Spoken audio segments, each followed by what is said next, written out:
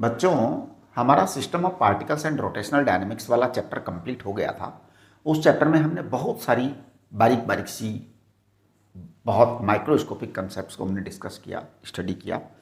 देखिए, ये सारे कंसेप्ट्स मजबूत तब होते हैं जब हम सवाल करते हैं। जब तक क्वेश्चंस नहीं करते कोई कंसेप्ट मजबूत नहीं होता। तो फॉर्मूला चार्ट के जो हमारे क्वेश्चंस हैं, आपको पहले से ही पता है, बहुत अच्छे क्वेश्चंस होते हैं, छटे हुए होते हैं। तो हमने 21 तक कर लिया था फॉर्मूला चार्ट के क्वेश्चन। तो आप फॉर्मूला चार्ट ओपन करिए, क्वेश्चन नंबर 22 अभी मैं सॉल्व कर रहा हूँ। Do your self formula chart question number 22।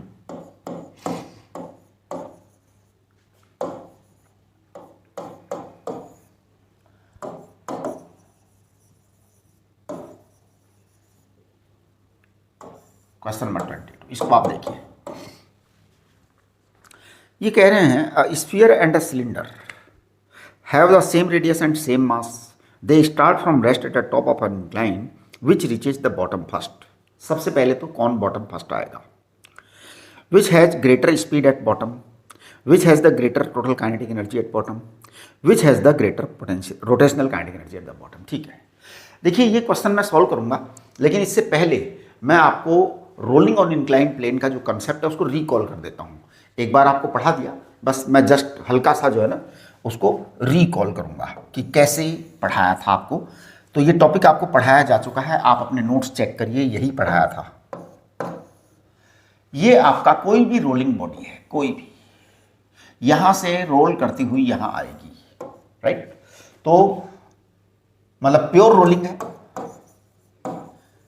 जब आप किसी रोलेबल बॉडी को इंक्लाइन प्लेन पर डालते हैं तो प्योर रोलिंग करती है, अगर इंक्लाइन प्लेन पर सफिशिएंट फ्रिक्शन है तो, राइट। प्योर रोलिंग होगी तो V बराबर ओमेगा आर होगा, ये बात पक्का है। ओके, यहां पर हमने बॉडी को रखा है चुपचाप। मान लीजिए ये एंगल थीटा है, तो ये h हाइट है बेटा, h हाइट है। अगर h हाइट है, इसकी लंबाई मान लेते हैं l है, तो मैं कह दूंगा sine theta equal to h upon l, यानी कि आपका h बराबर आ गया है l साइन थीटा। क्लियर?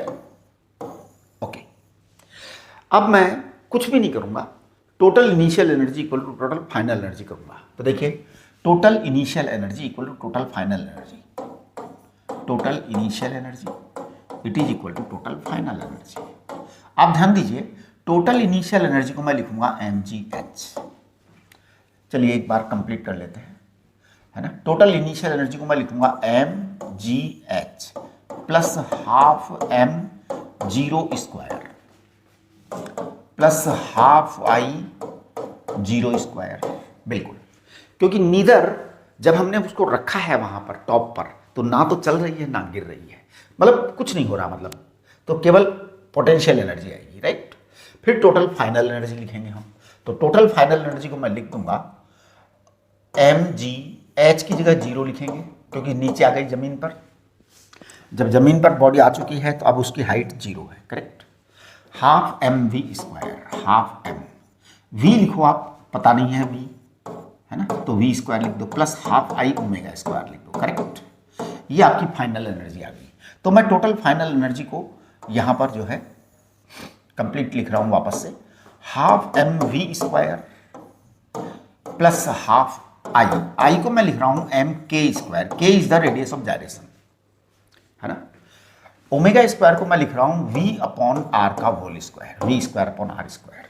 मैं हाफ mv स्क्वायर को कॉमन ले रहा हूं, और जैसे ही मैं हाफ mv स्क्वायर कॉमन लूंगा, यहां आ जाएगा 1 plus k square upon are square. ये टोटल फाइनल एनर्जी का फॉर्मूला है। तो this is the total final energy, right.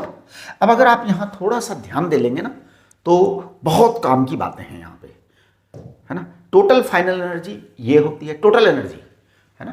Total energy, total energy का मतलब kinetic energy translational plus kinetic energy rotational, दोनों मिलकर के आपका टोटल एनर्जी बनता है, और वो होता है half mv square 1 plus k square upon are square.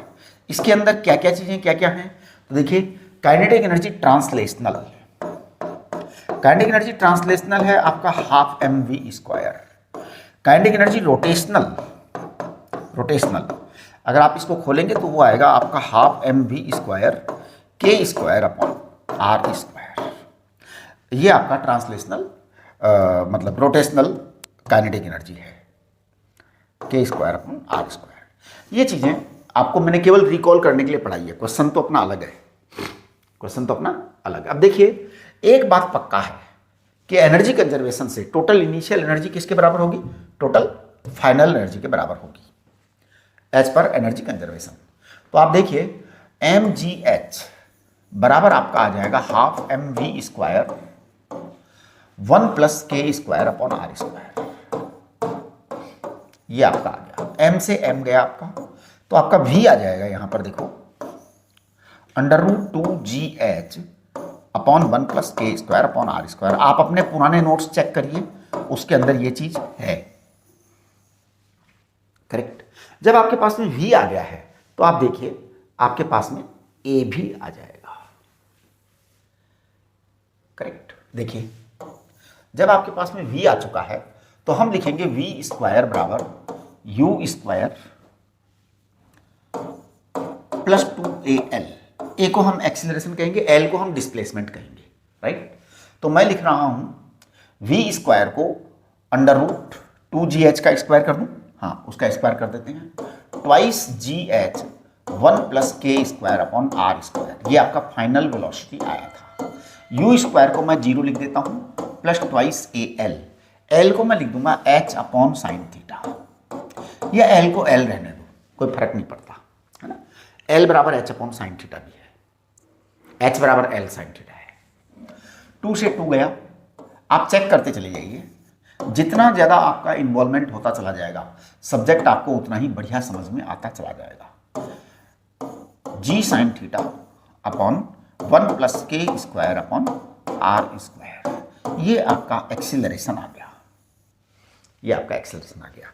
Time आपका होता है √2l अपॉन ए, √2l अपॉन ए। आप अपना पुराने नोट्स से चेक करते चले जाइए कि आपके सर वही पढ़ा रहे हैं जो पहले पढ़ाया था, या कुछ न्यारा तो नहीं हो गया है। हाँ जी, तो मैं ट्वाइस l अपॉन ए की वैल्यू लिख रहा हूं, ये आपका आ जाएगा upon g sine theta, right right. आप l को चाहें तो h अपॉन साइन थीटा लिख सकते हैं, h अपॉन साइन थीटा लिखने से आपका साइन थीटा बाहर आ जाएगा। तो वो सब तो छोटी मोटी बातें हैं, मैथमेटिक्स की बातें हैं। कुल मिला के हम रिजल्ट पर बात करें, है ना। देखिए रिजल्ट आपके बड़े क्लियर कट है, इंक्लाइन प्लेन से rolling motion, rolling down motion on incline plane, बहुत ही आसान रिजल्ट है। सबसे पहला रिजल्ट है कि टोटल इनिशियल एनर्जी बराबर टोटल फाइनल एनर्जी होगा ही होगा, क्योंकि प्योर रोलिंग है। प्योर रोलिंग के केस में जो फ्रिक्शन फोर्स होता है वो केवल स्टैटिक फ्रिक्शन होता है, काइनेटिक फ्रिक्शन नहीं होता है। स्टैटिक फ्रिक्शन से हमारी जिंदगी में कोई एनर्जी लॉस नहीं होता है, राइट ओके। तो total initial energy equal total final energy. Number two आपका v आया था √2gh अपॉन 1 प्लस के स्क्वायर अपॉन आर स्क्वायर। ये मैंने रिजल्ट्स को इकट्ठा कर दिया है, पहले भी इकट्ठा किया होगा, आप मैच करिए पुराने वाले रिजल्ट से। 1 प्लस के स्क्वायर अपॉन आर स्क्वायर। चौथा आपका है टाइम आपको सामने रखा हुआ है, ट्वाइस l 1 प्लस के square upon are square upon g sine theta. अब मैं एक बहुत ही ऑब्वियस बात करूंगा, और बड़ी ऑब्वियस सी बात है, जिसका एक्सीलरेशन ज़्यादा होगा उसका वेलोसिटी ज़्यादा होगा, उसका टाइम भी कम होगा।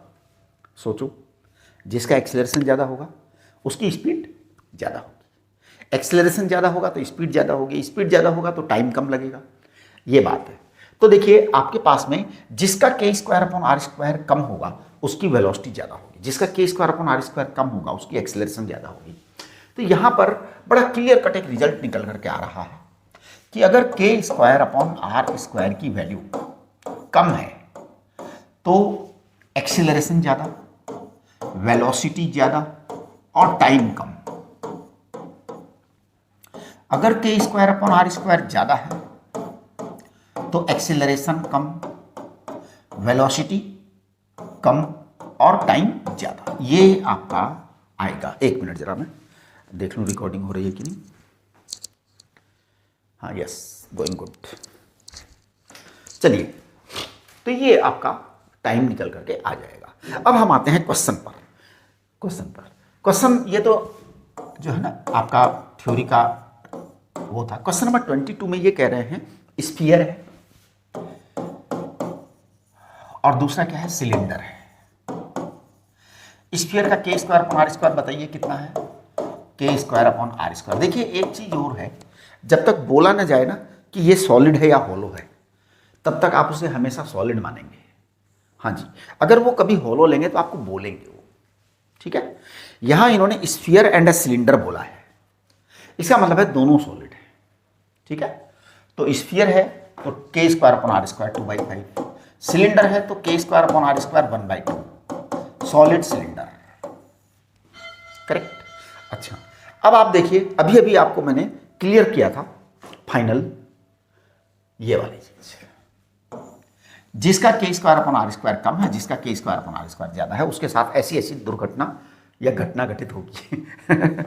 तो देखो क्या होने वाला है, ये है आपका 2.2/5 को हम 0.4 बोलते हैं, इसको हम 0.5 बोलते हैं, है ना। तो देखिए k square upon are square, k square upon are square of sphere is less than k square upon are square of cylinder, ये है ना, k square upon are square of sphere, k square upon are square of cylinder, ये चीज है। जिसका k square upon are square कम है वो जल्दी आएगा, तो पहले कौन आएगा सरफेस पर, स्फीयर आएगा, राइट। सबसे पहले which has the greater speed, sphere, correct. तो आपके आंसर आ गए। इन्हीं दोनों की टोटल काइनेटिक एनर्जी, देखो टोटल काइनेटिक एनर्जी तो हमने आपको बता दिया, total kinetic energy it is equal to total initial energy, और आपको बता दिया टोटल काइनेटिक एनर्जी होती है हाफ mv² 1 + के स्क्वायर अपॉन आर स्क्वायर, ये टोटल काइनेटिक एनर्जी होती है। इसको हमने इनिशियल एनर्जी mgh से बराबर किया था अभी थोड़ी देर पहले, इसका मतलब दोनों की इक्वल एनर्जी आएगी, राइट। चौथा क्या है, which has greater rotational kinetic energy, rotational kinetic energy की बात कर रहे हैं। तो देखिए ये अब आपको थोड़ा यहां सोचने की बात है। रोटेशनल काइनेटिक एनर्जी की बेटा डेफिनेशन जो होती है ना, वो आपको पकड़नी पड़ेगी पूरी की पूरी कि किसकी रोटेशनल काइनेटिक एनर्जी ज्यादा होती है ना। तो देखिए रोटेशनल काइनेटिक एनर्जी आपको लग रहा है हाफ mv² और क्या के स्क्वायर अपॉन आर स्क्वायर, ये होती है रोटेशनल काइनेटिक एनर्जी। इसे कहते हैं काइनेटिक एनर्जी रोटेशन, लेकिन मैं आपको एक मैथमेटिक्स का रूल बताऊं,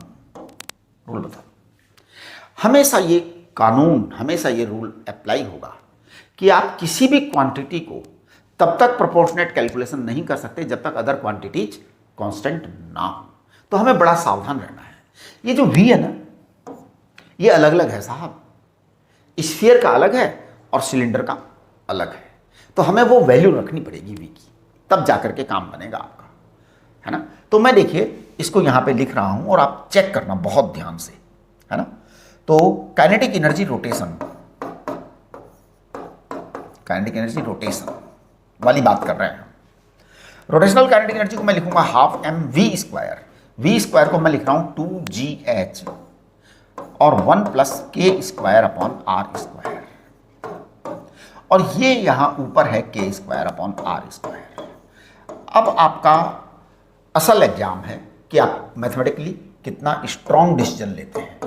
हाफ m, देखो 2gh तो आपका है ही है, वो तो कोई इतनी ज्यादा इंपॉर्टेंट बात नहीं है। इंपॉर्टेंट बात है ये के स्क्वायर अपॉन आर स्क्वायर ऊपर भी है, K square upon are square नीचे भी है ना। मैं इसको ऐसे लिखने की कोशिश कर रहा हूं, आप लोग जरा मेरे लिखने की स्टाइल को चेक करना। 1/के स्क्वायर अपॉन आर स्क्वायर +1, ये असली मैथमेटिक्स है। अब आपने क्या किया, के स्क्वायर अपॉन आर स्क्वायर को आपने नीचे कर दिया। फायदा क्या हुआ, फायदा ये हुआ कि अब आप फैसला कर सकते हो। कैसे, देखो m कांस्टेंट है, g कांस्टेंट है, h कांस्टेंट है, केवल K square upon are square variable है, अलग अलग बॉडीज के लिए अलग अलग होती है ना। हमारे पास के स्क्वायर अपॉन आर स्क्वायर की दो वैल्यूज हैं। स्फीयर के लिए क्या थी, स्फीयर के लिए 0.4 थी, और सिलेंडर के लिए हाफ थी। ओके, ये अगर हाफ रख देते हैं हम यहां पे, तो आप ये देखिए अगर डिनोमिनेटर में ज्यादा क्वांटिटी होती है तो रिजल्ट स्मॉलर आता है, यानी कि ये रिजल्ट स्मॉलर होगा, ये रिजल्ट स्मॉलर होगा। अच्छा, अब ये रिजल्ट स्मॉलर होगा, ये रिजल्ट स्मॉलर होगा, तो स्मॉलर होने के कारण कंप्लीट रिजल्ट ग्रेटर आएगा। इसका मतलब आपके सिलेंडर की रोटेशनल काइनेटिक एनर्जी ज्यादा होगी। Cylinder has more rotational kinetic energy.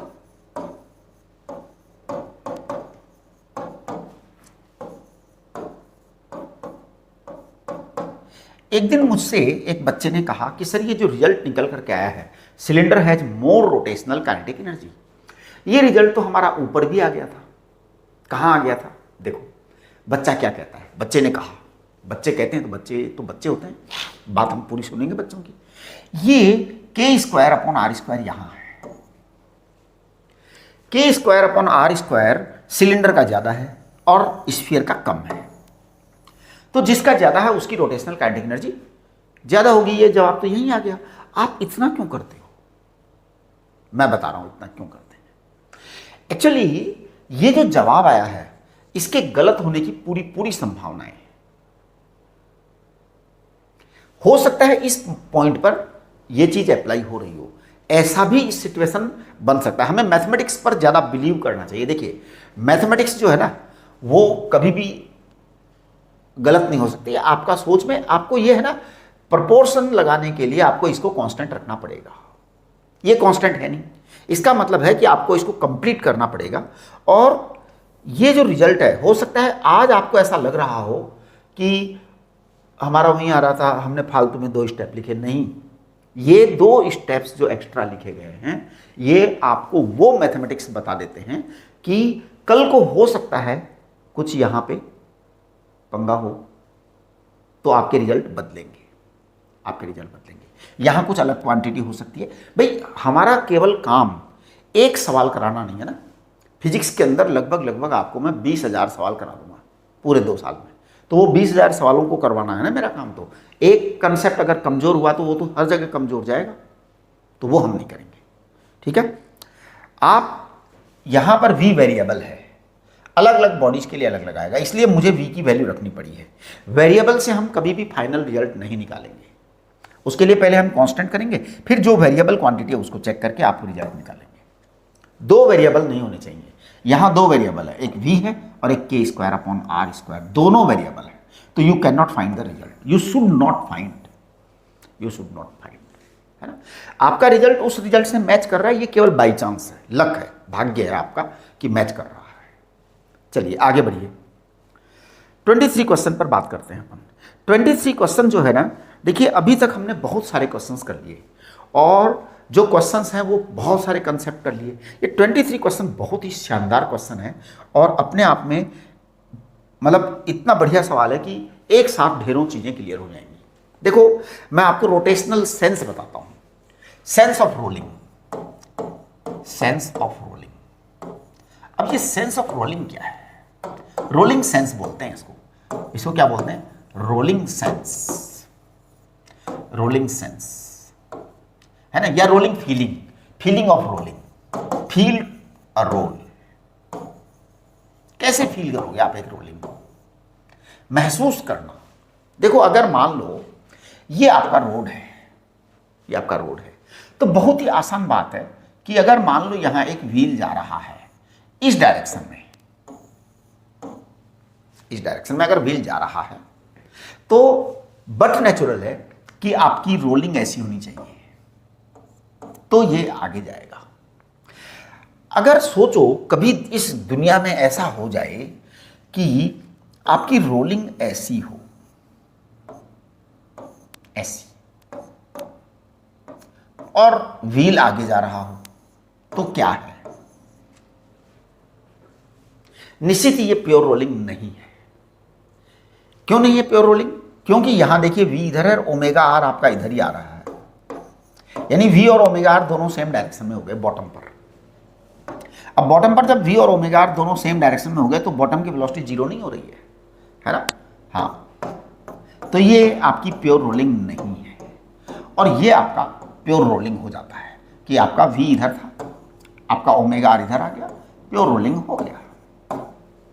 यही बात क्वेश्चन नंबर 23 में है। तो आप क्वेश्चन नंबर 23 पढ़िए बहुत मन लगा करके। I am going to solve question number 23।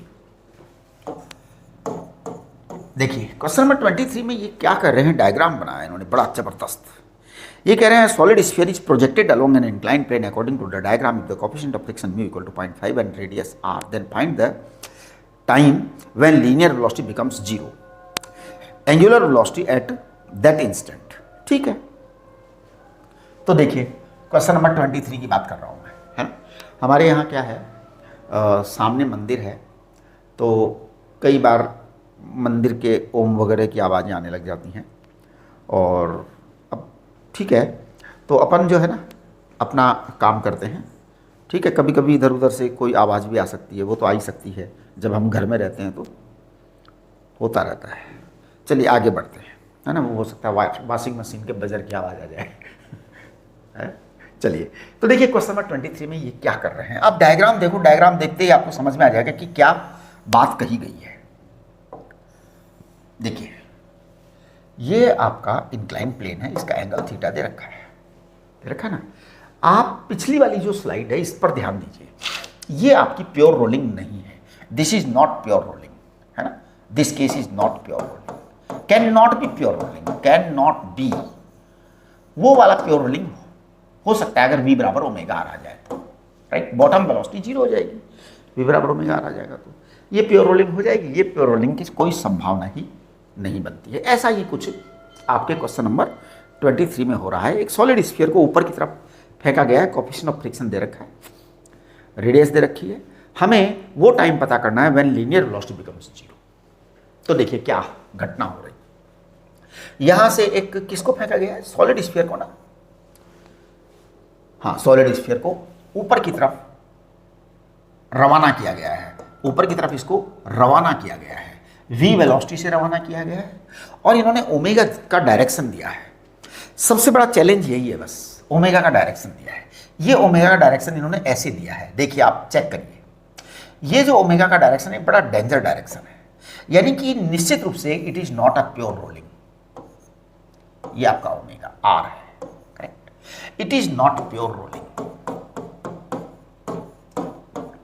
Pure rolling यानी कि जबरदस्त एनर्जी लॉस होगा, भयंकर वाला एनर्जी लॉस होगा। प्योर रोलिंग नहीं है, प्योर रोलिंग नहीं है तो एनर्जी लॉस तो मस्ट है। चलिए अब हम जब आगे बात कर रहे हैं कि फ्रिक्शन किधर लगेगा, ये बताओ। फ्रिक्शन आपका नीचे लगेगा, फ्रिक्शन आपका नीचे लगेगा पक्का। mg sin थीटा आपका नीचे लगेगा। थीटा की वैल्यू दे रखी है क्या, थीटा दे रखा है 45 डिग्री इन्होंने, राइट। अब देखिए आपका जो वेट होता है mg वो नीचे की तरफ लगता है हमेशा। इस mg के दो कंपोनेंट आएंगे, एक आएगा mg sin थीटा, एक आएगा mg cos थीटा। ये जो mg cos थीटा आएगा ये नॉर्मल रिएक्शन होगा, राइट। फ्रिक्शन फोर्स क्या आएगा, फ्रिक्शन फोर्स आएगा म्यू इंटू एन। इस म्यू को हम म्यू काइनेटिक लिखेंगे और एन की जगह लिखेंगे mg cos theta. cos theta को हम 1/√2 लिखेंगे। इन्होंने यहां पे म्यू काइनेटिक की वैल्यू दे रखी है, जब वैल्यू दे रखी है तो हम काम में लेंगे 0.5 mg/√2। कुल मिलाकर के आपके पास फ्रिक्शन फोर्स की वैल्यू आ गई, और फ्रिक्शन फोर्स की वैल्यू आ रही है mg/2√2। ये आपके पास बेटा फ्रिक्शन फोर्स की वैल्यू आ गई, करेक्ट। ओके चलिए, ये आपका mg sin थीटा है। यहां पर दो फोर्स लग रहे हैं, एक लग रहा है mg sin थीटा और एक लग रहा है फ्रिक्शन फोर्स, करेक्ट। ये दोनों फोर्स मिलकर के वेलोसिटी को रोकेंगे, और इसमें से फ्रिक्शन फोर्स जो है वो ओमेगा को रोकेगा, अगर आप ध्यान दे रहे हैं तो, है ना। हाँ तो चलिए मैं आपको जो है पहली इक्वेशन लिख रहा हूं। mg sin थीटा यानी 1/√2 क्योंकि 45 डिग्री है, प्लस फ्रिक्शन फोर्स mg/2√2, ये बराबर आपके आएगा ma, एक्सीलरेशन ऑफ बॉल। तो ये आपका mm कैंसिल। अगर मैं इसको चेक करता हूं तो ये होता है 3/2 g/√2 बराबर a। ये आपका एक्सीलरेशन आ गया है। जब ये आपका एक्सीलरेशन आ गया है तो ध्यान दीजिए क्या होने वाला है आगे। एक्सीलरेशन आ गया है तो अब आपका टाइम निकल जाएगा। देखो उन्होंने कहा है v equal to u minus A T, retardation है, फाइनल वेलोसिटी 0 है, आपका इनिशियल वेलोसिटी इन्होंने v दे रखा है, v दे रखा है, और v बराबर ओमेगा आर भी दे रखा है, इन्होंने कह रखा है v बराबर ओमेगा आर गिवन है, तो आप एक ही वैल्यू रखिए 3g अपॉन 2√2 इंटू टी, आपके पास में t आ जाएगा 2√2, v को ओमेगा आर लिख दीजिए आप, क्योंकि उन्होंने कह रखा है ओमेगा आर अपॉन 3g, ये आपका टाइम आ गया, चेक करिए।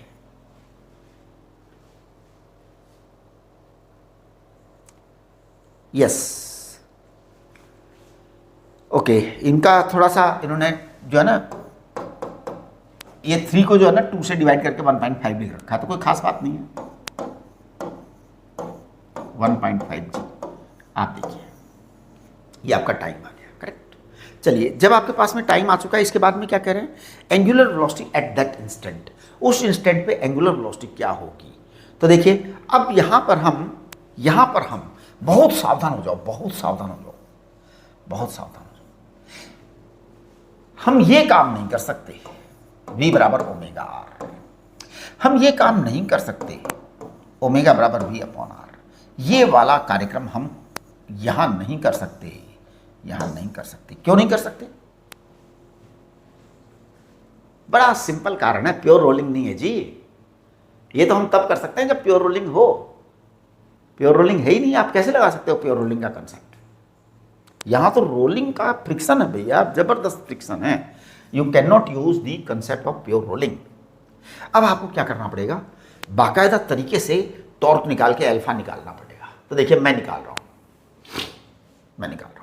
अगर मैं इस फिगर को थोड़ा सा बड़ा बनाऊं ना, मैं प्लान करके थोड़ा बड़ा बना रहा हूं, इस जगह का ये टुकड़ा काट के मैं बड़ा फिगर बना रहा हूं, है ना, यहां बना देता हूं जिससे आपको सारी चीजें क्लियर हो।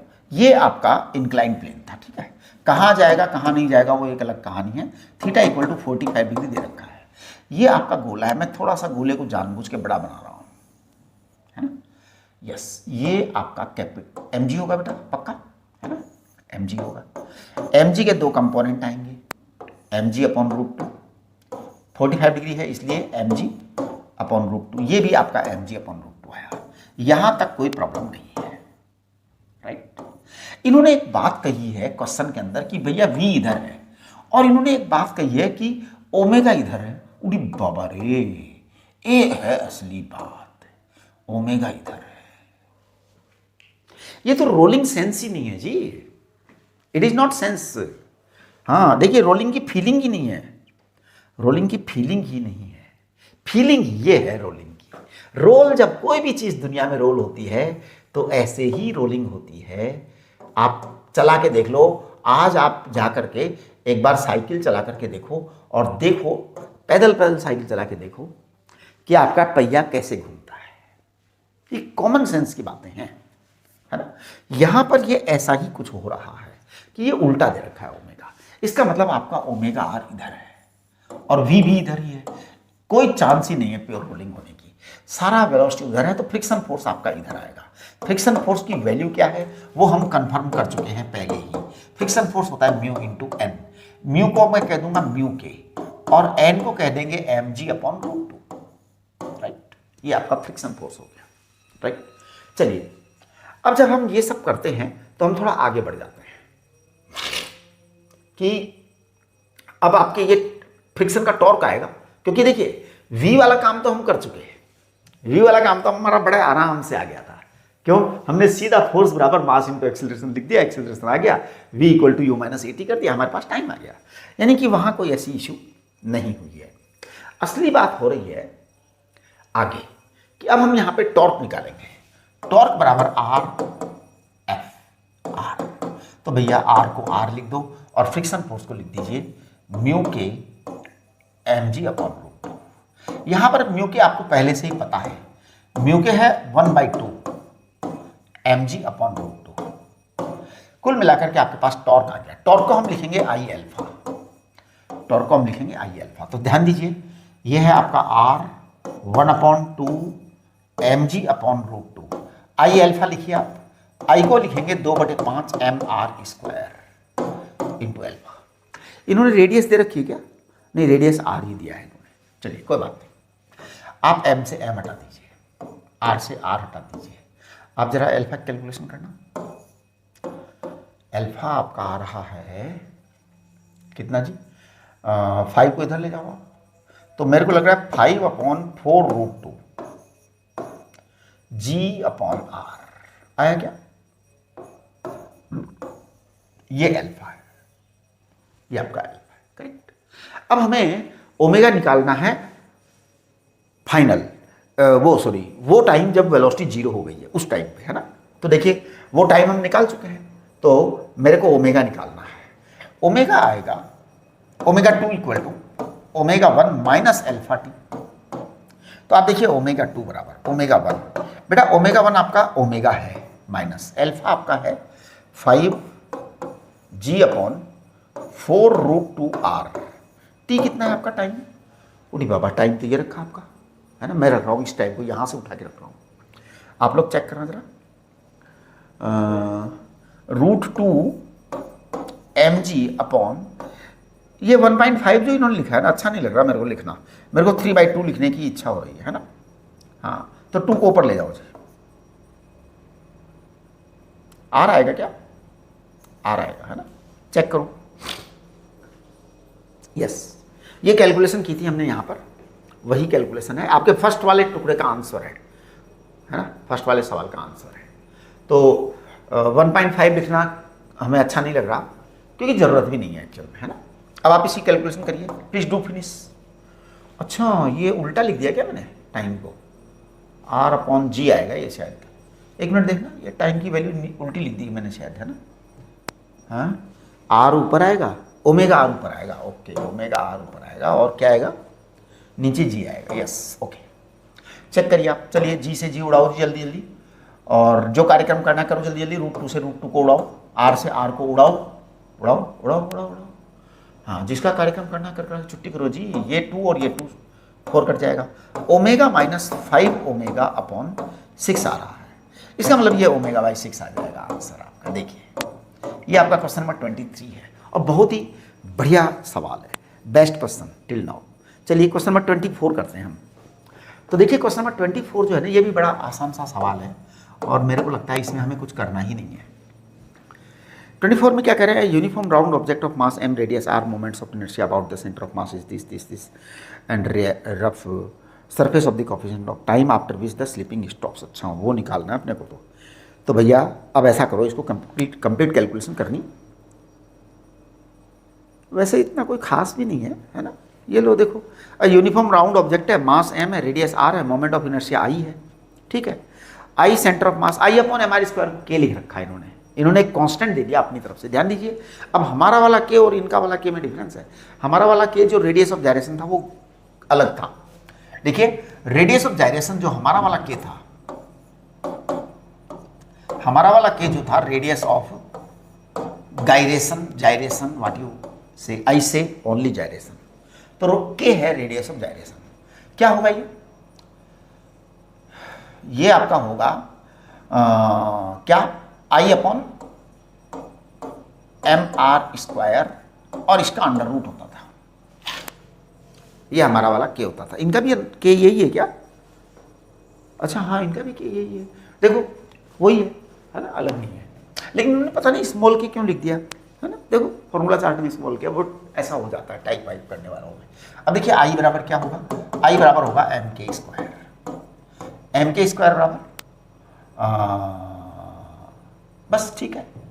तो आप k² करिए, k² आपका I/m आएगा, I/m आएगा।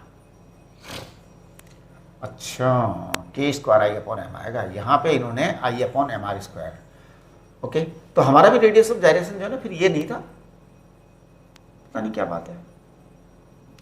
अब आप I/r² इनको r² से मल्टीप्लाई डिवाइड करना पड़ेगा ना फिर तो आपको k को, क्योंकि k बराबर √I/m आता है, ये नहीं आता, है ना। तो चलिए इनका जो के है वो अलग ही है, हमारा वाला नहीं है रेडियस ऑफ जायरेशन वाला के, रेडियस ऑफ जायरेशन वाला के है, जबकि इन्होंने के को कहा है I/m। ये नहीं है, ये मतलब इसमें r² नहीं आता है रेडियस ऑफ जायरेशन में। आप चेक करिए अपना नोट्स, अपने नोट्स चेक करो प्लीज। इन्होंने इसको mr² को बोला है कांस्टेंट के, इनका के स्मॉल के है ना। ये आपके बोला जा सकता है एग्जाम में, ये ध्यान रखना। मतलब एग्जाम में कोई जरूरी नहीं है हमारे नोटेशन ही काम मेले में, हम जो रिप्रेजेंट करते हैं वो काम मेले में। एग्जाम में बिल्कुल जरूरत नहीं है, कुछ भी कर सकता है एग्जामिनर, कुछ भी, लेकिन उसके पास में परफेक्ट लॉजिक होंगे करने के, आप उसको चैलेंज नहीं कर सकते, है ना। तो ये आपका क्या आएगा, उन्होंने कह दिया है। अब देखो क्वेश्चन के अंदर बोल दिया गया है भैया, जब क्वेश्चन के अंदर बोलता है तो फिर हमें उसको मानना पड़ता है, ठीक है। तो आपका ये रेडियस ऑफ जायरेशन अलग चीज है, ठीक है। आप प्लीज रेडियस ऑफ जायरेशन को अपने नोट्स में से चेक करिए, नोट्स में से चेक करिए। रेडियस ऑफ जायरेशन जो नोट्स में से आप चेक करेंगे ना, तो ये क्या आएगा आपका के, देखो I बराबर एम के स्क्वायर था, इसलिए आपका के जो है ना रेडियस ऑफ जायरेशन वो √I/m आया। बट बेहद सावधान हो जाइए, इस क्वेश्चन में इन्होंने एक अलग कांस्टेंट पैदा किया है, अलग कांस्टेंट डेवलप किया है इन्होंने, इसको कहा है कि कोई बात नहीं, हम इनकी बात ही मान करके सवालों को सॉल्व करेंगे, करेक्ट। तो देखो मतलब सवाल को सॉल्व करेंगे, सवालों को क्यों सॉल्व करेंगे, एक सवाल ही है बस। तो चलिए, जब ये क्वेश्चन हम सॉल्व करते हैं तो ये कह रहे हैं कि यूनिफॉर्म बॉडी को हमने यहां v स्पीड से फेंका है क्या, देखिए v स्पीड से फेंका है ना, v0 स्पीड से, थ्रोन विथ स्पीड v, इसको v0 बोलो, v मत बोलो, है ना। तो देखिए यहां पर एक यूनिफॉर्म राउंड बॉडी है, इसको हमने v0 स्पीड से थ्रो किया है, ओमेगा 0 है, ओमेगा 0 है, तो ओमेगा 0 है, करेक्ट। अब आपका फ्रिक्शन फोर्स इधर लगेगा, ये पक्का लगेगा, है ना। फ्रिक्शन फोर्स की वैल्यू क्या होगी, फ्रिक्शन फोर्स की वैल्यू होगी म्यू काइनेटिक इंटू mg बराबर n, ये आपके पास में v0 आ गया, ओके। ये कह रहे हैं वो वाला टाइम निकालो जब आपकी स्लिपिंग स्टॉप हो जाएगी, तो मैं सारे काम कर देता हूं। देखो ये फ्रिक्शन फोर्स आएगा बेटा, फ्रिक्शन फोर्स आएगा, तो इसका मतलब ये हुआ कि सबसे पहले आप एक्सेलरेशन निकालिए, एक्सेलरेशन बराबर आ जाएगा फ्रिक्शन फोर्स अपॉन मास। तो फ्रिक्शन फोर्स है आपका म्यू के mg अपॉन m, तो आपका ये म्यू के g आपका एक्सेलरेशन आ गया, म्यू के g क्या आ गया आपका एक्सेलरेशन आ गया। अब आप v निकाल लेंगे किसी टाइम पर v, तो v equal to u minus K T, v equal to पता नहीं कितना होगा, u आपको दे रखा है v0, इनिशियल वेलोसिटी v0 दे रखी है, माइनस म्यू के gt, ये आपका v आया है किसी भी टाइम पर, इट इज इक्वेशन नंबर 1। अब मैं जरा टॉर्क की बात कर रहा हूं, यहां पर कर दूं मैं टॉर्क की बात, टॉर्क बराबर आएगा RFR, तो भैया R आपका कैपिटल R है और FR आपका म्यू के mg है, करेक्ट। ये आपका टॉर्क है, इस टॉर्क को मैं I अल्फा लिखूंगा। बॉडी कौन सी है जी, सॉलिड राउंड ऑब्जेक्ट है, मतलब इन्होंने आपकी बार बॉडी का नाम नहीं दिया, इसका मतलब हम I को I ही रखेंगे, जब बॉडी का नाम नहीं देते हैं तो हम I को I रख देंगे, है ना। तो देखिए जी, देयरफॉर अल्फा आपके पास आ चुका है, अल्फा आपके पास आ गया है कैपिटल R म्यू के capital mg upon I, because they have not given the name of the body, so we can not write I, moment of inertia हम लिख नहीं पाएंगे, है ना। इसीलिए शायद इन्होंने ये कांस्टेंट पैदा किया है। हाँ अब समझ में आया मेरे को, ये कांस्टेंट पैदा इसलिए किया था क्योंकि इनको बताना नहीं था कि क्या है बॉडी, है ना। चलो कोई बात नहीं, है ओके।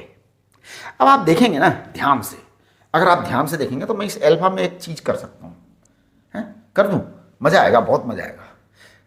हाँ देखना बहुत मजा आने वाला है, बहुत सारा मजा आएगा, एक साथ मजा आएगा, ढेर सारा। R से R को मल्टीप्लाई डिवाइड करते रहो, ऊपर नीचे मल्टीप्लाई डिवाइड कर दिया। अब देखो क्या आया, अल्फा बराबर आ गया म्यू के जी, म्यू काइनेटिक है जी, म्यू के का मतलब म्यू काइनेटिक है ना, काइनेटिक फ्रिक्शन है, राइट। तो मैं इसको लिख रहा हूं म्यू काइनेटिक फ्रिक्शन और जी आएगा, है ना, और जी आएगा, ओके।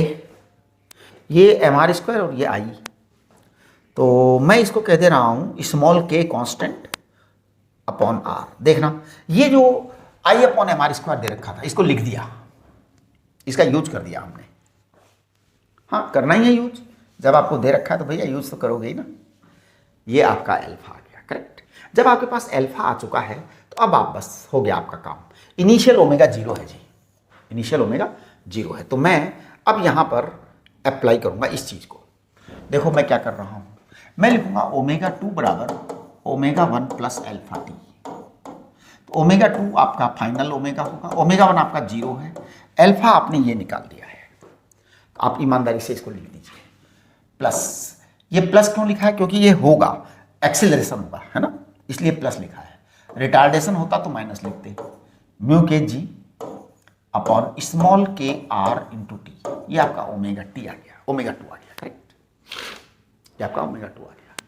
तो अब आप v बराबर ओमेगा 2 आर लिखिए, v बराबर ओमेगा 2 आर लिखिए, करेक्ट। चलिए v बराबर v नॉट माइनस म्यू के g t, v equal to we naught minus mu के जी टी। ओमेगा 2 कितना, ओमेगा 2 है आपका म्यू के g t upon k r into r. R से आर हटा दीजिए आप जरा। अच्छा अपन कर क्या, v not upon omega t चाहिए ना, हमें तो टाइम चाहिए जी। We want time, we want time, we want time. R से आर हटाइए। मुझे लगता है टाइम जो आएगा ना, देखो मेरे को कैलकुलेशन दूर से नजर आ रही है, उधर ले जाऊंगा म्यू के जी टी कॉमन आ जाएगा, 1/k है, तो मुझे टाइम लगता है आ गया। वी नॉट आ जाएगा, के ऊपर आ जाएगा, है ना, हाँ, म्यू के जी आएगा यहाँ पे, है ना, म्यू काइनेटिक इंटू जी, और ये आ जाएगा 1 प्लस स्मॉल के। देखना जरा आंसर है क्या ऐसा, ये टाइम का आंसर आया, फर्स्ट आंसर, वी नॉट के म्यू जी। यस, ये म्यू जी जो लिखते हैं ना एक्चुअल में काइनेटिक ही होता है ना, क्योंकि वो तो हो ही नहीं सकता क्या बोलते हैं स्टैटिक वाला। तो चलिए v equal to we naught plus K. अच्छा फाइनल वेलोसिटी निकालनी है, ये लो, ये तो ये रखी फाइनल वेलोसिटी, तो ओमेगा 2 आर बराबर फाइनल वेलोसिटी, या वहां से ले लो फाइनल वेलोसिटी, आप कहीं से भी लो, हमेशा आंसर सेम आएंगे। यहां से लोगे तो भी आंसर वही आएगा, वहां से लोगे तो भी आंसर वही आएगा। आप बस टाइम की वैल्यू पुट कर दीजिए।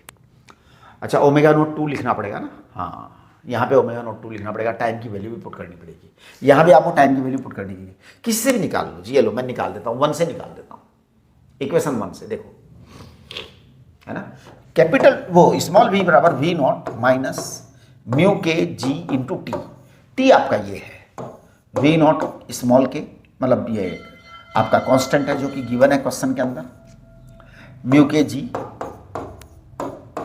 1 प्लस स्मॉल के, म्यू के जी से म्यू के जी उड़ाइए आप, तो you will get v equal to what, V naught, और आप जब इसमें से करेंगे तो 1/1 प्लस के। I think this is your answer.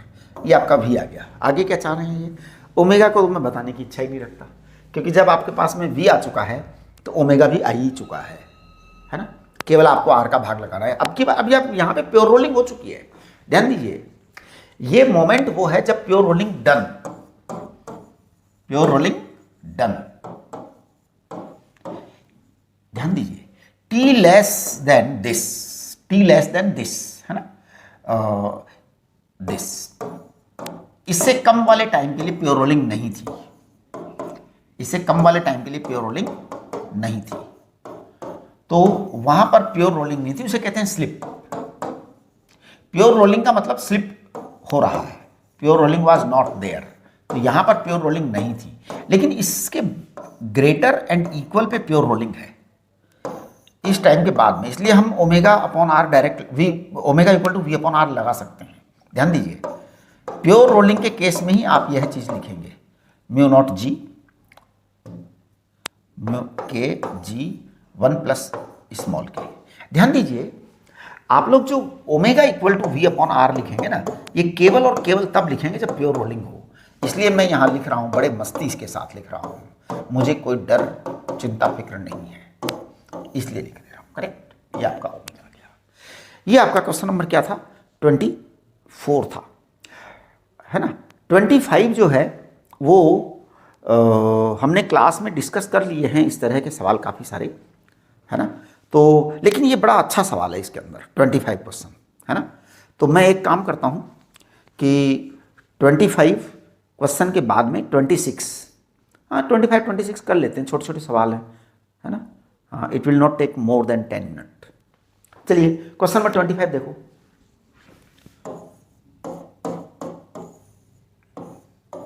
Question number 25 देखिए। A solid cylinder, a solid circular disc MR translates with velocity V naught, rotates with this, इन्होंने ओमेगा दे रखा है, V naught वेलोसिटी दे रखा है, ओमेगा कुछ अलग दे रखा है, इन्होंने डबल दे रखा है। Because of friction pure rolling starts at T equal to T naught, coefficient of friction is mu, find the T naught. देखिए बेटा, इनका हाल कुछ अलग है, कुछ अलग है, और हमें कोई फर्क नहीं पड़ता जी, कुछ भी हाल हो।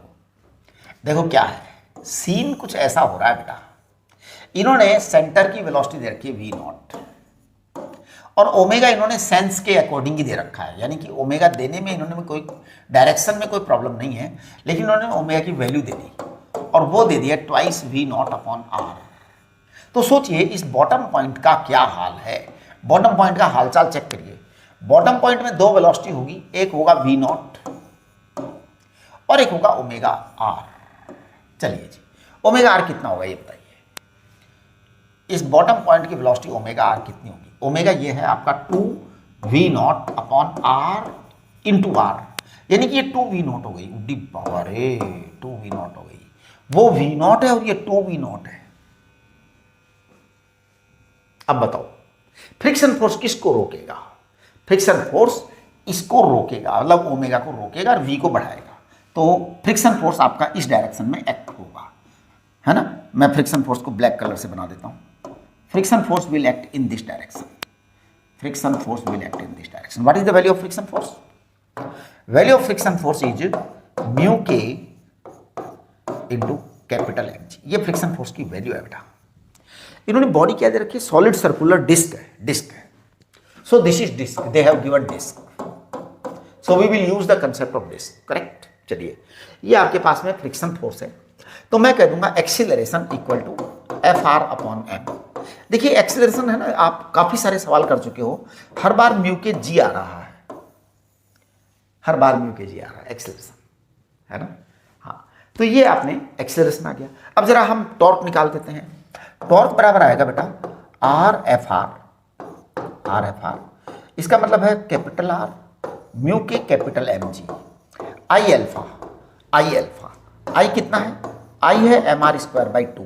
डिस्क है साहब, डिस्क दे रखी है, इन्होंने बोल रखा है डिस्क, इसलिए हम काम में लेंगे। एल्फा आप लिख सकते हैं यहाँ से।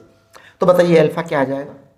एल्फा क्या आ जाएगा? मैं इसको थोड़ा ऊपर उठा देता हूँ, है ना, थोड़ा सा ऊपर उठा देता हूँ। ये लो, चलो यहाँ तक उठाने में कोई प्रॉब्लम नहीं है ना।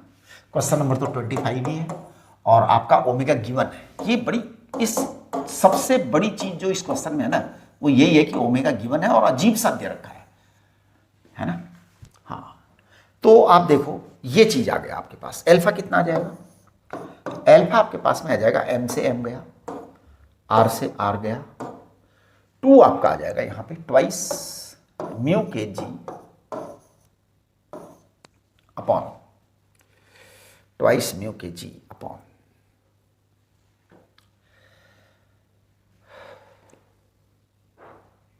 कितना आएगा?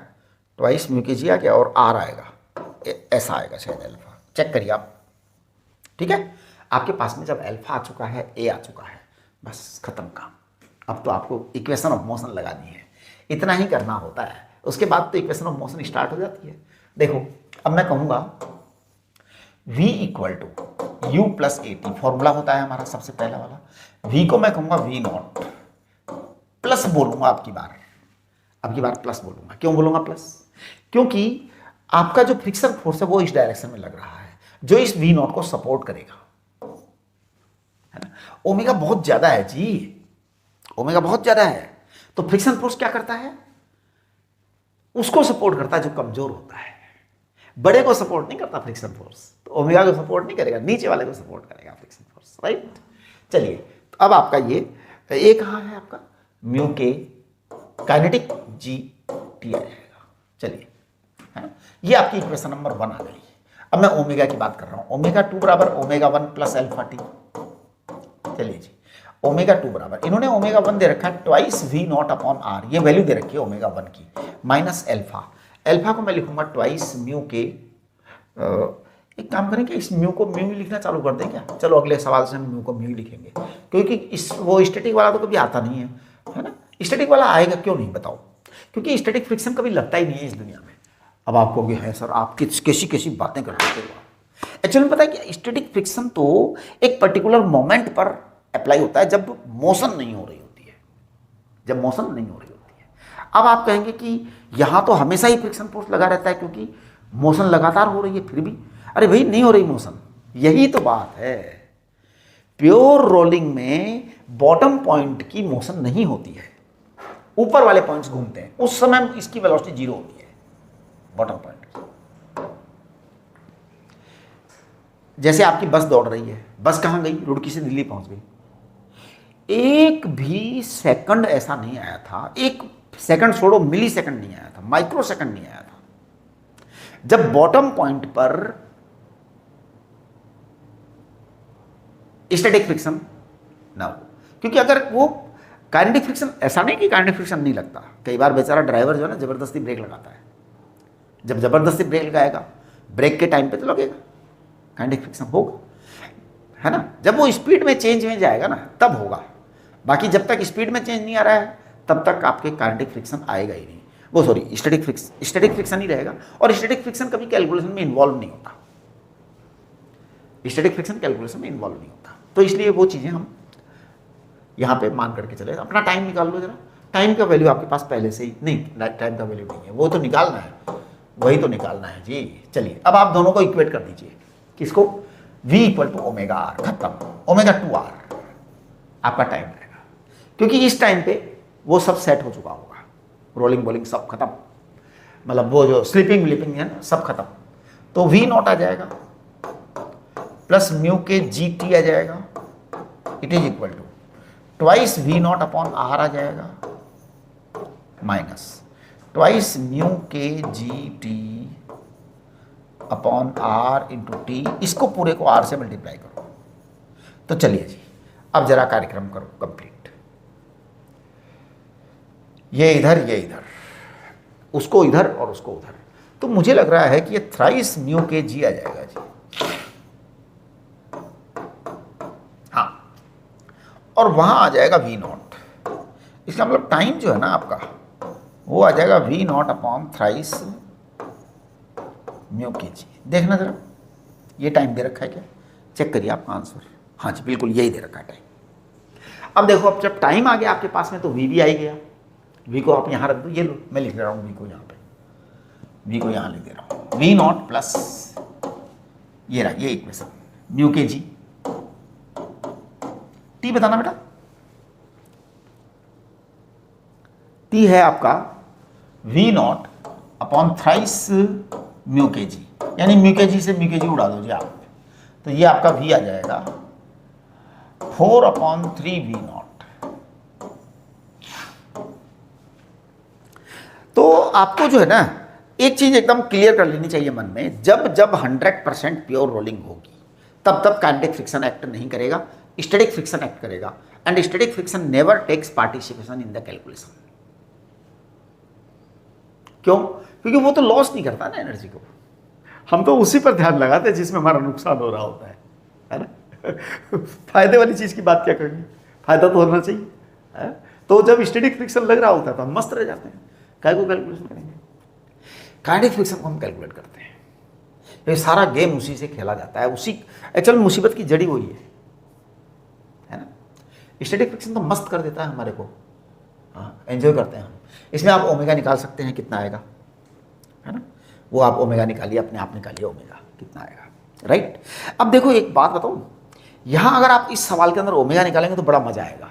देखना एक बार जरा क्या आता है ओमेगा, देखो देखो मैं कर रहा हूं इसको यहां से किसका के टाइम की वैल्यू रख करके ओमेगा निकाल रहा हूं, कुछ नहीं करूंगा। Omega 2g 2v naught upon R minus twice mu के G upon capital R. T कितना है? टी कितना है? वी नॉट अपॉन 3 म्यू के जी है क्या? हाँ वी नॉट अपॉन 3 म्यू के जी। अच्छा आर से तो मल्टीप्लाई करना ही पड़ेगा ना, ओमेगा 2, हाँ आर से बाहर से मल्टीप्लाई करना पड़ेगा। नहीं नहीं, क्यों मल्टीप्लाई करना पड़ेगा भाई, सब कुछ सही तो है, हाँ ठीक है जी, सब सही है, हटाओ। देखो अब आप कितना आएगा ओमेगा 2, ओमेगा 2 आपका आ जाएगा 2v0 upon R minus 2v0 upon 3, यानी ये आ जाएगा आपका 4v0 अपॉन 3r, ये आपका ओमेगा आएगा, ओमेगा आएगा, जो कि आना भी चाहिए। कैसे, आप कैलकुलेशन करो जरा, v equal to omega R वाली, आपका जो v था ना वो 4v0 अपॉन 3r ही है, तो आएगा भी वही, राइट, ये ओमेगा 2 आएगा। अच्छा चलो मैं आपको एक सवाल देता हूँ, अगर वो सवाल करोगे तो आपको बहुत मजा आएगा, वो सवाल करोगे तो बहुत मजा आएगा। इसी क्वेश्चन को एज सच रखो, एज इट रखो, एज इट रखो, और मैं थोड़ी सी खराबी पैदा कर देता हूँ, हाँ कुछ जो है ना बुरा हाल कर देता हूँ, बहुत ही गंदा काम, बहुत ही गंदा हाल। देखो देखो क्या कर दे रहा हूँ मैं ऐसे कह रहा हूँ कि ये आपका क्या है, डिस्क है, डिस्क ही रहने दो, डिस्क ही रहने दो, ये आपका डिस्क है, इसकी वेलोसिटी v0 यहाँ है। अब ये जो आपका ओमेगा दे रखा था ना इधर वाले सेंस में है, इसको मैं ऐसे कर देता हूँ, एरो ऐसे बना दिया, अब करो, अब इसी सवाल को करके बताओ, मजा आएगा बहुत, है ना। तो ये आपका ओमेगा आ जाएगा 2v0 upon are,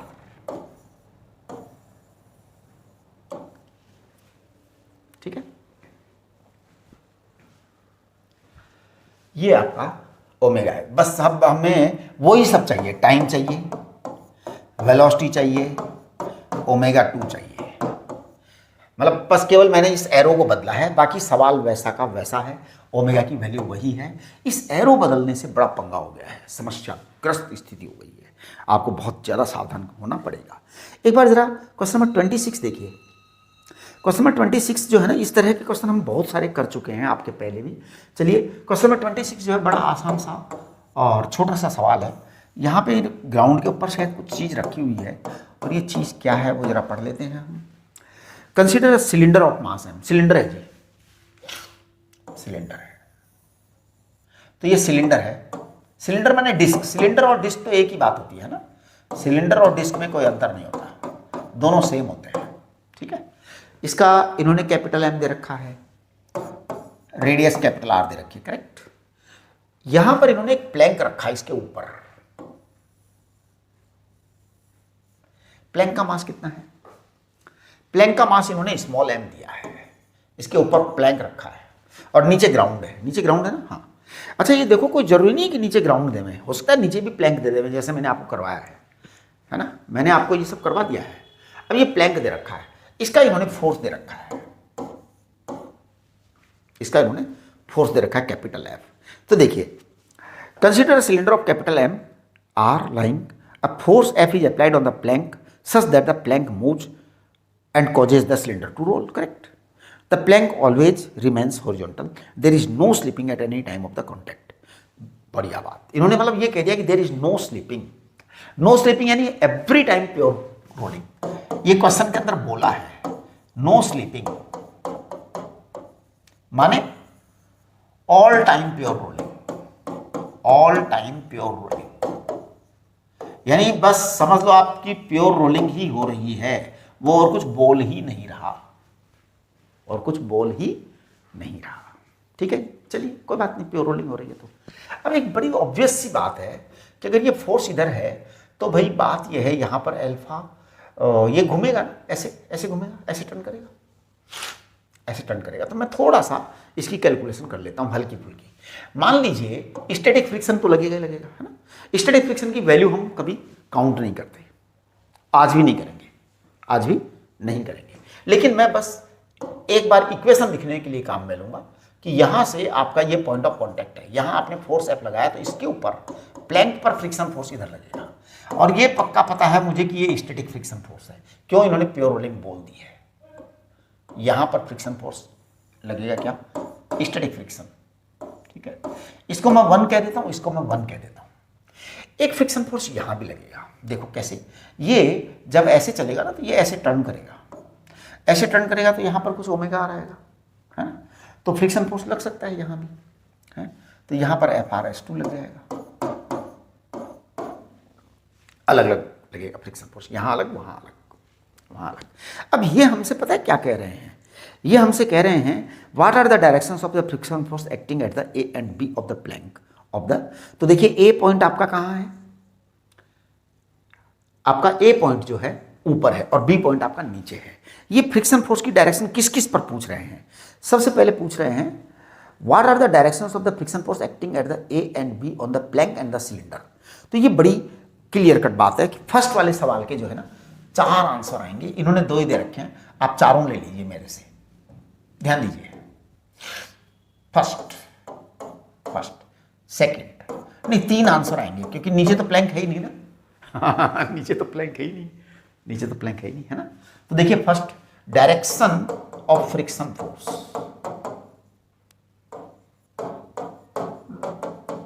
direction of friction force on plank, on Planck.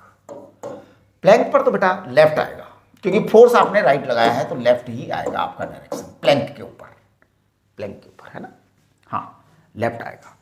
अब अच्छा इन्होंने कुछ एफ ए वगैरह बोला है क्या,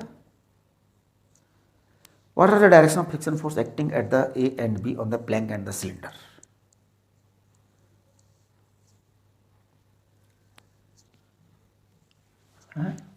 चलो अब हम सिलेंडर की बात करते हैं। ये प्लैंक पर लेफ्ट दे रखा है, एक्चुअल में इनके ये जो आंसर दे रखा है ना फॉर्मूला चार्ट में, ये कंप्लीट नहीं है, थोड़ा सा इनकम्प्लीट आंसरिंग है ना, ये है। अब यहां पर जो आपका जो आएगा ना direction of friction, direction of friction on cylinder, direction of friction on cylinder और डिस्क, ऑन सिलेंडर और डिस्क, सिलेंडर और disc, direction of friction on cylinder और डिस्क। तो देखिए क्या है, जब आप direction of friction on cylinder and disc की बात करेंगे तो क्या होगा, तो आपके ऊपर यहां पर जो है ना फ्रिक्शन ए पॉइंट पर राइट आएगा और जो बॉटम पॉइंट है उस पर भी राइट ही आएगा, राइट। इन्होंने पता है क्या किया है, प्लैंक तो नीचे है ही नहीं ना, तो प्लैंक की बात क्यों करेंगे। इन्होंने कहा what are the directions of the friction force acting at A and B on the plank and the cylinder. अच्छा, ठीक है, इनके आंसर्स जो है ना वो एकदम ठीक है। इन्होंने पता है क्या किया है, ए पॉइंट का तो प्लैंक पूछा है और बी पॉइंट का सिलेंडर पूछा है, ओके करेक्ट। चलिए बढ़िया है, आपके तो सारा ही आ गया, है ना। इन्होंने सिलेंडर का ए पॉइंट नहीं पूछा है। एक्चुअली क्वेश्चन को आप ध्यान से पढ़िए, क्वेश्चन को आप ध्यान से पढ़ेंगे ना तो क्वेश्चन में इन्होंने पूछा है, फर्स्ट क्वेश्चन में friction on plank, friction on plank at A, तो friction on plank at A ये आएगा लेफ्ट, राइट। आप देखो डायग्राम देखो, left, okay. Friction on plank at B, वो sorry friction on cylinder, friction on cylinder, friction on cylinder at B, तो ये आपका राइट आएगा, ये आपका राइट आएगा, करेक्ट। चलिए नेक्स्ट, ओके। आगे कहते हैं calculate acceleration of the cylinder. हाँ कैलकुलेट कर देते हैं हम एक्सीलरेशन ऑफ सिलेंडर। देखिए अब आप थोड़ा सा यहां ध्यान दीजिएगा, हमें एक्सीलरेशन ऑफ सिलेंडर कैलकुलेट करनी है और सीन ऐसा है कि आपको कैलकुलेशन में कंप्लीट प्योर रोलिंग के कंडीशंस डालनी है पूरी। तो देखिए मैं सबसे पहले बात कर रहा हूं प्लैंक के बारे में। प्लैंक का मैं फ्री बॉडी डायग्राम इक्वेशन लिख रहा हूं, capital F minus F r बराबर स्मॉल एम ए प्लैंक, स्मॉल एम ए प्लैंक, करेक्ट। चलिए जी, अब स्मॉल एम ए प्लैंक लिख दिया। आपका जो सिलेंडर है ना बेटा, इस पर 2 तरह के फ्रिक्शन फोर्स आ रहे हैं, देखिए आप, है ना, 2 तरह के फ्रिक्शन फोर्स आ रहे हैं। तो मैं लिख रहा हूं ये FRS1 है, ध्यान देना आप इसको थोड़ा सा, यस। मैं जो है ना उसके, ये तो प्लैंक की इक्वेशन लिखी है हमने। अब हम सिलेंडर के बारे में बात करेंगे, सिलेंडर या डिस्क जो भी आपकी चीज है ना, जो भी आपकी बॉडी है उसके बारे में बात करेंगे। देखिए सिलेंडर की बात जब हम कर रहे हैं तो FRS1 प्लस FRS2 बराबर आपका आएगा capital M A cylinder, cylinder माने सी, सिलेंडर माने सी। चलिए टॉर्क की बात करते हैं, टॉर्क बराबर R, F R S one minus F R S two, ये बड़ी इंपॉर्टेंट बात हो रही है, बराबर आई अल्फा, बराबर आई अल्फा। आई कितना है? आई है आपका M R square by two upon alpha, sorry into alpha, I alpha. Okay, ये यहां माइनस क्यों लगाया? कारण बड़ा सिंपल है, एफ आर एस वन जो है ना वो इसको ऐसे घुमाएगा, एफ आर एस टू ऐसे घुमाने का ट्राई करेगा, तो दोनों टॉर्क अपोजिट लगेंगे, दोनों टॉर्क अपोजिट लगेंगे, ये दोनों इसको चलाने की कोशिश करेंगे, दोनों ऐसे लगेंगे, करेक्ट। चलिए अब जरा एक बार चेक करो, आर से आर उड़ा दो, आर से आर उड़ा दो, और अब मैं लिख रहा हूं इसको यहां पर, ध्यान दीजिए, F R S one plus F R S two है ना, स्टैटिक फ्रिक्शन है दोनों ही केसेस में, एम ए सी आएगा और यहां पर आएगा F R S one minus F R S two, ये आपका आएगा M R by two into alpha. ये आपकी तीन इक्वेशन आ चुकी है, तीन इक्वेशन आ चुकी हैं। आप चाहो तो इनको कैंसिल कर सकते हो यहाँ से जोड़ करके, कोई खास बात नहीं, वो हम नेक्स्ट स्टेज में हम कंप्लीट कर लेंगे। पहले अब आप जो है ना दोनों की वो लिखो, क्या इक्वेशन ऑफ क्या कहते हैं ना उसको, इसको इक्वेशन नंबर 1 डालिए, इसको इक्वेशन नंबर 2 डालिए, इसको इक्वेशन नंबर 3 डालिए, राइट। और चौथी इक्वेशन आएगी कंस्टेंट की इक्वेशन, कंस्टेंट की इक्वेशन। कंस्टेंट की इक्वेशन दो जगह आएगी, यहां भी और यहां भी। हाँ, बड़ा गंभीर मामला है। तो देखिए मैं नीचे वाली जो है ना बी पॉइंट पर कंस्टेंट इक्वेशन लिख देता हूं, constant at B, constant of rolling at B, constant of pure rolling at B, B point पर कंस्टेंट ऑफ प्योर रोलिंग, ठीक है जी। बी पॉइंट पर देखिए आपका एसी जो है ना वो इधर है, ए सिलेंडर, ए सिलेंडर आपका इधर है, और आपका अल्फा ऐसे आएगा, अल्फा ऐसे आएगा, वो फ्रिक्शन ज़्यादा होगा तभी काम चलेगा, नहीं तो नहीं चलने वाला है। तो आपका ये अल्फा आर आएगा, अल्फा आर आएगा, यानी कि पहला काम हो गया एसी बराबर अल्फा आर, एसी बराबर अल्फा आर, ये आपका काम नंबर 1, बात नंबर 1। सेकंड वाला आपका जो है ना कंस्टेंट ऑफ रोलिंग एट ए आएगा,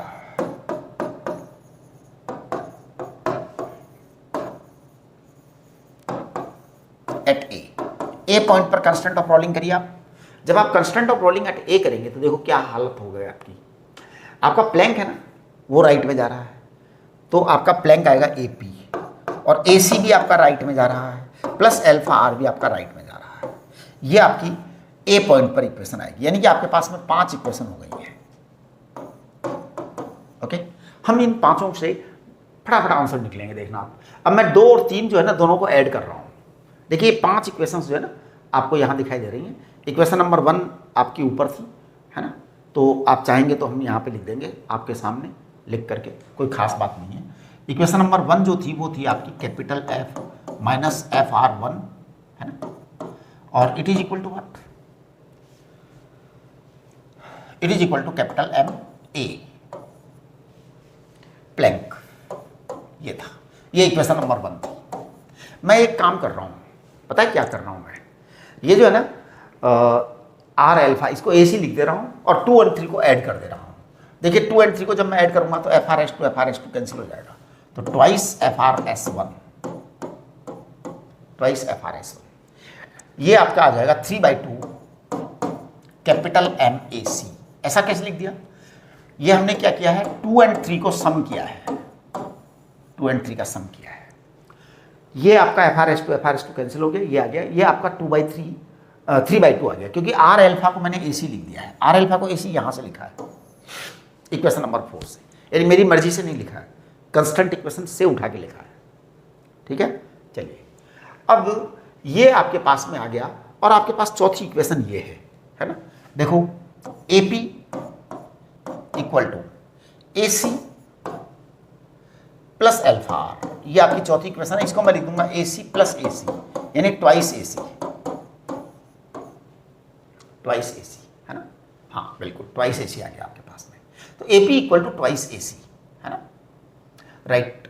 अब आप जरा यहां से है ना एफ आर एस 1 की वैल्यू यहां पे पुट कर दो, और ए सी को आप लिख दो ए पी अपॉन 2, ए सी को लिख दो आप ए पी अपॉन 2, देखिए मजा आ जाएगा। आपने जब ए सी को ए पी अपॉन 2 लिखा ना, तो देखो क्या आएगा आपका, यहां पे चेक करो, FRS1 की वैल्यू आ रही है आपकी, FRS1 की वैल्यू आ रही है 3/4 capital M AC is AP/2, यानी 3/8 MAP। ये आपका FRS1 आ गया, FRS1 आ गया। अच्छा एक मिनट, इनके मासेज अलग अलग हैं क्या? दोनों के मासेज अलग अलग है ना? उड़ी बाबा रे, हाँ ये है ना, ये सुनो कोई खास बात नहीं है, अपन ने अभी कोई ज़्यादा बड़ी गड़बड़ नहीं करी। ये स्मॉल एम है बेटा, प्लैंक का स्मॉल एम है बस, और कुछ नहीं है। हाँ बाकी सब सही है, कोई दिक्कत नहीं, नो वरी। आप FRS1 रख दीजिए यहाँ पे और आपके पास में प्लैंक की एक्सीलरेशन आ जाएगी। एक्चुअल में प्लैंक का मास इन्होंने स्मॉल एम दे रखा है, सिलेंडर का कैपिटल एम दे रखा है। अगर मास सेम होता तो मामला अलग हो जाता। तो कैपिटल F माइनस FRS1 कितना है? 3/8 capital M AP, it is equal to small m AP। Check करना acceleration of plank. Acceleration of plank मुझे लग रहा है जब मैं उधर लेके जाऊंगा तो ये 8F आ जाएगा, 8F आ जाएगा और 8 स्मॉल m आएगा प्लस 3 कैपिटल M आएगा। चेक करना चाहिए ये आंसर है क्या? This is your answer.